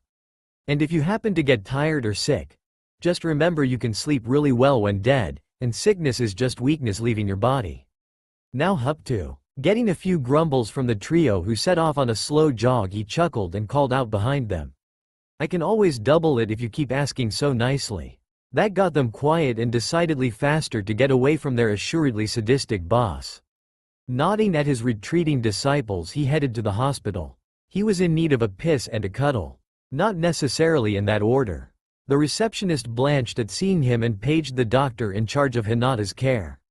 The doctor understandably asked if they needed to do anything, and Naruto waved him off before going to his dear mate's room. Upon entering, he couldn't hold down a smirk at seeing both Hiyashi and Hanabi there as well. Hiyashi looked at Naruto and nodded and gave a half smirk, half grimace. I can no longer use that room, you realize. I wouldn't even use it for intimidation. No one would believe that that much blood could be pulled from 5 grown people. Naruto shrugged. Served its purpose quite well if you ask me. Hiyashi sighed in annoyance. And my nephew is in the next room from what you did to him. Your point? Hiyashi shook his head as Naruto shifted his attention to the room's youngest occupant. Well, hello little one. It's been so long since I saw you last. Why, last time we met, you were about to turn 4 years old and you were so clingy. Hanai narrowed her eyes at him. Who are you? Father told me Hinata had a fiancé I'd met before, but I don't recognize you at all. Naruto let out a gasp, acting as if he'd been struck deeply. Hanabi-chan, you wound me so deeply. To think it's been so long you don't recognize your beloved Fox Oni. Hanabi's eyes widened. Fox Oni? Naruto smiled as he let a tail out and gently stroked her cheek, getting a giggle from the girl before she glomped onto him with a tight hug. Fox Oni, I missed you. He stroked her hair gently with a melancholy smile. Now Nabi-chan, we can do this later. I must discuss something with all of you, but first I must wake up your dear sister. Hanabi nodded as she slowly let him go and took a step back, smiling brightly up at him. Ruffling her hair, making her pout cutely, he moved to the bed where his mate lay, sleeping easily. He leaned down and gently nuzzled his cheek to hers.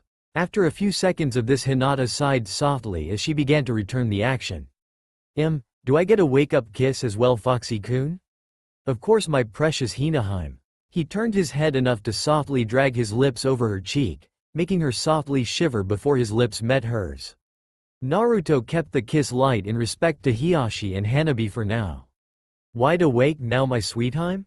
Hinata slowly propped herself into a sitting position as she nodded. Yes, thank you for the wake-up, Foxy-kun. Hello father, Imouto-chan. Hiyashi gave her a soft smile. Hello my daughter. It's good to finally see both of my real daughters together. Hinata looked at Hanabi. You don't seem too surprised, Hanabi-chan. Hanabi shook her head. I am really, but father took the time to explain it yesterday. So the shock has had a bit of time to wear off some. Naruto sighed, capturing everyone's attention. Nice as this reunion is, I need you all to listen very carefully to me. Hinata, I've had time to think over a lot of things while I was stuck in prison, and I realized that I would have to do something to ensure my sanity to come back, and to keep you safe. Unfortunately, it does raise a few issues. Hinata tilted her head confused. What would that be, Foxy-kun? Naruto sighed tiredly. Hinata, I need to make you immortal. The entire Hyuga family blinked before Hinata dug a finger into her ear. I'm sorry, Foxy-kun, but I think I didn't hear you right. I heard you say something rather odd about making me immortal. Naruto sighed, pinching the bridge of his nose. Well, it's not like I can just flick a finger and you're immortal. As it is, I'd need several things done before I could even consider doing this with any sense of safety or success. Earliest I could do this would be when you're 18, give or take. Even then I'd need someone on the level Senju Tsunade in medical elite to oversee the whole thing to ensure everything goes well. I have everything else taken care of more or less. The process would turn you into a pseudo-biju. Possibly on the level of the Gobi. Hiyashi interjected. Interesting as that would be, you failed to mention as to why you are making her immortal. Hanabi also chimed in. Since when were you immortal, Fox Oni? Naruto sighed as he scratched the back of his head. I became immortal from the merging with Kyuubi. Anyway, the fact is that I am immortal like any biju, so I cannot die, and at most I would merely reform in a few years or less possibly. Unlike a biju, though, I am simply too powerful to be sealed away or even into someone to make a new Jinchuriki. The fox from before could only be safely put into an Uzumaki body due to the sheer amount of power it had, and now from the merging I am on an even higher level than that. I digress. Like I said before, I am immortal, and as it is, Hinata is not. So in 50, 60, 70 years, she would die, and re-enter the cycle of reincarnation. Now, unlike others who would be part of this cycle, I have done something that sets her apart. Hinata gasped as she rubbed a spot on her neck. The mark. With a nod, the redhead continued. Yes, when you'd be reborn, that mark would appear as well. I am attached to you and only you, Hinata, and by extension your soul. I would be drawn to your soul no matter what. This of course would lead to several issues. Hiyashi raised an eyebrow. Issues? With an unseen movement, Naruto had grabbed Hiyashi by his shoulders and shook vigorously with a panicked look. You don't understand. Reincarnation isn't a set process. She could be reborn as an animal. Or a boy. Even if she's reborn as a female, I'd be forced to have romantic thoughts about a child. I'm mentally insane. I'm not mentally deranged like some rabid freak. I refuse to become like that. Foxy-kun, let father go before you give him whiplash. Naruto let Hiyashi go before watching the man crumple down with swirly eyes. Hanabi crouched by her dazed father, gently shaking him to wake him back up. Oops. Hinata sighed, shaking her head. It's okay, just be careful, okay? But this whole thing, I admit I'd rather you only be with me, and not with anyone else, even if it's me reborn. Sigh, look, you said I'd have to be 18 first, right? Well, that's not for a while, so let's not get too deep in thought about it. Naruto nodded, happy she hadn't said no to it. A couple years' time he was sure she'd agree, so long as he gently coaxed her along. Also, there's going to be an attempt on you tonight in an effort to control me. What? The combined yell of the three Hyuga hurt his sensitive hearing, so it was a minute of pain-filled whimpering as he rubbed his ears before he could respond. I have spies placed where I needed them, and just this morning I got a response that a certain foolish cripple is thinking of using you as a leash on me. I have something planned already to not only ensure this plan fails, but that I will also deliver the head of the offender to the mastermind. Oh my, it'll be my second council meeting and it will be just as fun. Hiyashi didn't know whether to grimace or smirk at that. If he gets involved with all the council meetings, I may just look forward to them. Breaking himself from the giggle fit at the twisted thoughts he had from possibly using the severed head to beat Danzo around the council room, Naruto quickly nuzzled Hinata before kissing her cheek. I will have to go now, my dear. I sense I am needed elsewhere. Nuzzling back, she murmured. Be safe, my Foxy-kun. Always, my sweet Hinaheim. Nodding to Hiyashi and ruffling Hanabi's hair, which earned him an adorable pout, he left the room to let the family talk alone. Sometimes he really hated the merge with the fox, just as much as he could appreciate a few things from it. One thing though he particularly disliked was the emotion sensing, as it was very difficult to keep off, and when it wasn't suppressed properly he could sense everyone's emotions. The nightmares from feeling that green monsters, youthful emotions still haunted him. And now he apparently cloned himself if what he sensed was true. But now he was thankful for the ability, as it alerted him to the arrival of a great ball of perversion mixed with seriousness. His dear godfather Jiraiya was back in town. Following the aura of sleaze and wisdom, he approached the bathhouse. Of course, why did I expect different? Oh well, it makes this a bit easier for me anyway. Sucking in a deep breath, he yelled. Oi, an old white-haired pervert is peeking. A rather impressive amount of killing intent began to radiate from the women's side of the baths before a very unmanly shriek was heard along with the battle cries of justly pissed women. Turning his head, Naruto watched as Jiraiya came skidding around the corner before bolting straight at him, followed by several kunoichi, including Sume Inuzuka, Anko Mitarashi and Kurenai Yuhi. Hey Arrow Sennin! Jiraiya grabbed Naruto before slinging him over his shoulder and taking off at double the speed to escape the practically, and in Sume's case literally, frothing at the mouth women after his precious manhood. Damn you Gaki, this is in your blood I swear. Propping his chin in his hand as if bored, Naruto asked as he watched the women who were slowly being lost from his remarkably comfortable spot on his godfather's shoulder. Whatever could you mean? Jiraiya growled out. Your beloved father would do the exact same thing whenever he figured I wasn't training him enough. Ah yes, I do recall several similar incidents from his memories now that you mention it. Having finally lost the women, they stopped at a deserted training ground where Jiraiya promptly threw Naruto off him. Alright Gaki, chit-chat is over now. Naruto sighed. Yes, I assume you recall your promise? You summon the Toad Sages if I get free. Jiraiya sighed. I knew somehow it'd happen. All of the Uzumaki were like that, stubborn to the point they'd come back to life just to spite the one that killed them. I'm actually pretty sure that's how they damn near crippled 3 major villages by themselves. Naruto waved that off. Yes, my clan was comprised of the biggest and baddest asses, now get on with the summoning. Jiraiya huffed and clapped his hands together as if in prayer. Naruto sighed as he felt the rush of natural energy wash over him as it gathered in Jiraiya. It was a pity, this power sage mode Jiraiya called it was beyond him. As the king he could not be allowed access to natural chakra. Not that it was needed, but the pure euphoria of it made him jealous of Jiraiya's ability. Shaking himself from his daze, he saw Jiraiya begin to have a strange pigmentation around his eyes as his nose became bulbous and wart-covered before he flipped through several hand signs. Summoning jutsu. 2 small plumes of smoke appeared as Jiraiya let the gathered energy go. Jiraiya boy, why did ya summon us? Came a male voice. I was fixin' ta make dinner when ya called us out, came a female voice. Jiraiya sighed. Ma, pa, I think this warrants me summoning you. As the smoke cleared, Naruto looked it down at the 2 toads and blinked. Toads can grow hair? He blurted out, pointing to the male. Actually, it's not hair, it's just warts that grew to look like hair. Naruto tilted his head in confusion as Jiraiya gave the elder toad a shocked look. Seriously? I've thought that was all hair for years. Pa rolled his eyes. This can wait. Ya summoned us ta speak with this youngster or something else, I imagine. Naruto stepped forward at this point. Yes, I asked my dear godfather to summon you too due to an agreement. He made a wager after I'd been imprisoned that should I be able to escape he'd allow me to see the Toad Sages to allow my message be delivered to the summons. Pa raised an eyebrow at that. Well then boyo, what could be so important to have Jiraiya boy summon us? I can easily sense you are very powerful. It gives me pause to consider the fact you are quite young yet your power far outstrips Jiraiya boy at his best. But the fact he isn't looking particularly nervous around ya speaks for our character. Naruto looked at the Toad Summoner and saw that he indeed didn't look particularly upset or worried, even despite having found out the single most powerful entity in existence was free to do as it pleased and standing mere feet away from him.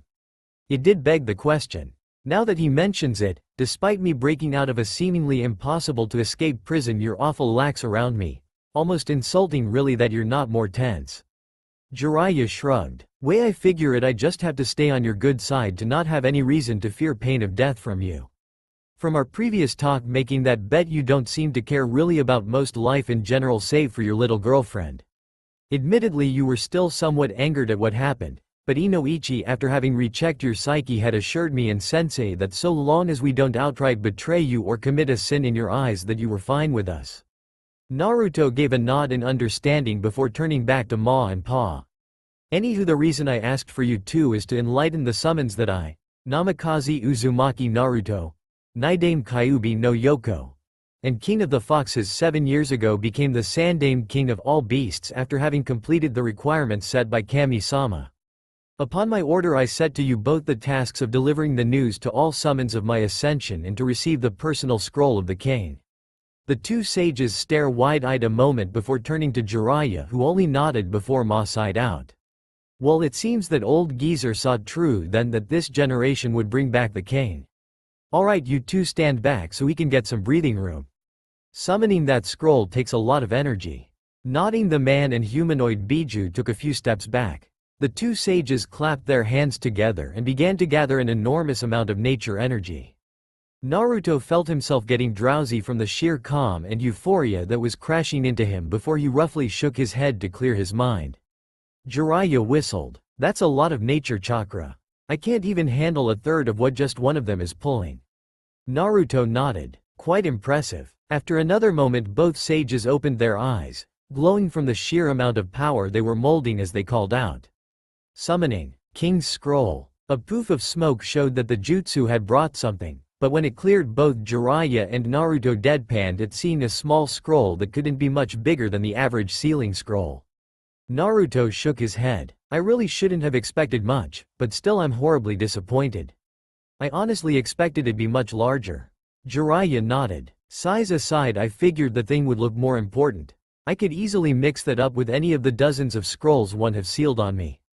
I figured it would have some kind of gold trim or hell be made of a rolled sheet of gold. Ma bopped Jiraiya on the head. Quit yappin'. Anyway, this scroll isn't big or flashy looking because it's not meant to be like the other summoning scrolls. Kami and Inari didn't really expect there to be more than one king. Pa hopped up to Naruto with the scroll and opened it to show only one name that Naruto could only assume was the Sage of Six Paths' name, confirmed when he looked back in the memories from the fox. Pricking his finger with his sharp canine, he wrote his name and fingerprints like the sage had done before Pa snapped the scroll shut and let it poof back to where it was before. Naruto sighed, glad that was done with. Okay, now that's been settled, I have a message that needs to be spread out amongst the summons. I've been made aware of a plot by my subordinates to invade Konoha, and though I hold no special love for the village, there's still people in it that I'd rather not have to deal with some fool's ideas of conquest. That got all three resident sages' attentions. Jiraiya broke the pause. An invasion? Who? When? Naruto waved his hand dismissively. Given his recent actions, it's safe to assume it's Orochimaru. Even then, my subordinates, while efficient and beyond capable, are not perfect and as such weren't able to get all the details. Given his contract with the snakes, I'm sure he's involved them in the invasion, and as such, since their loyalty is to me first and him at a distant second, the snakes along with any other summons possibly involved will be told to relay through the toads any plans they know of and what may or may not happen. I have some ideas on the possible plans being used, but I'd prefer confirmation. Jiraiya pinched the bridge of his nose. Well, I have been hearing rumors about rumblings in Suna from my spies, so they are a possibility. If they are involved, then I suggest talking to the weasel's Pa. The two sages nodded before puffing away in clouds of smoke. Jiraiya sighed in annoyance. Great, an invasion by my oh-so-beloved former teammate. I suppose I'll go inform Sensei now. Naruto cut him off. Nah, don't go right now, there's a council meeting tomorrow, and with what is happening tonight I'm going to make it quite memorable. Jiraiya shivered as he felt like his spine was injected with ice. Do I want to know? Naruto smirked evilly. Oh, it's not going to be too bad. Just a couple thousand of my shadow clones making enhanced paper bombs to show a would-be king that his empire has fallen. Jiraiya sighed in defeat. So cryptic, you brat. Fine, but I better not be humiliated tomorrow. Naruto shrugged as he walked away to where he could set up the clones. Can't promise that with your foolish behavior.